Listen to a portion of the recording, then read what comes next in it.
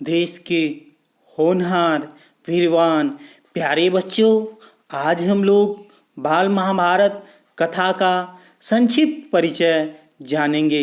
बाल महाभारत कथा महाभारत कथा का संक्षिप्त रूप है। कृष्ण द्वैपायन वेद व्यास जी ने महाभारत की रचना की। बाल महाभारत कथा की रचना स्वतंत्र भारत के प्रथम गवर्नर जनरल रह चुके चक्रवर्ती राजगोपालाचार्य ने की। कक्षा 7वीं में पूरक पुस्तक के रूप में बाल महाभारत कथा को रखने का उद्देश्य आज की वर्तमान पीढ़ी को हमारे देश के पौराणिक साहित्य से परिचित करवाना और सही रूप में व्यवस्था क्या होती है, व्यवस्था के लिए किस तरह से संग्राम होते थे, इस बात का परिचय देना है। अब हम लोग महाभारत को जानेंगे। महाभारत कौरवों और पांडवों के बीच हुए युद्ध का वृत्तांत है।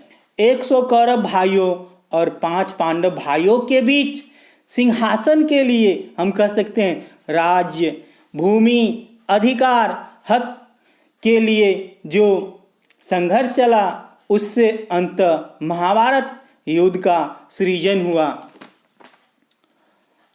प्यारे बच्चों, अब हम लोग इस काव्य की विशेषता को जानेंगे।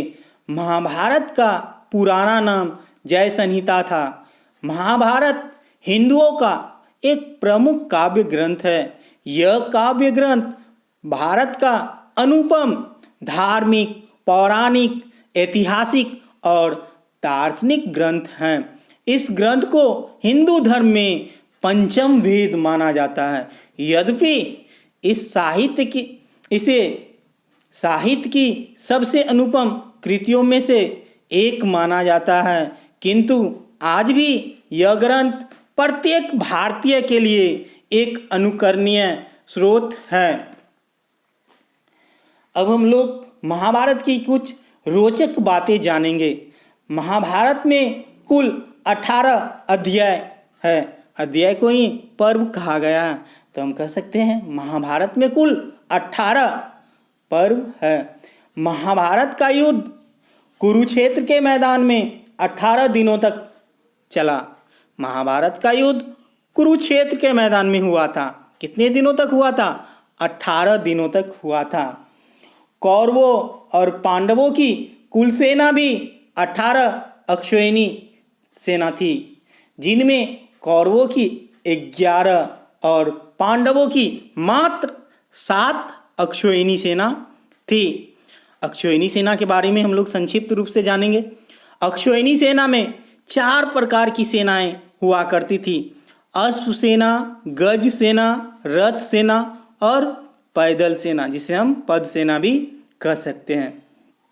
महाभारत में एक पात्र ऐसे भी थे जो कुरुक्षेत्र के मैदान में उपस्थित नहीं थे, लेकिन अपनी दिव्य दृष्टि से वहाँ का सारा हाल, वहाँ जो भी घटना घटित हो रही थी, उसको अपनी आंखों से वे देखा करते थे।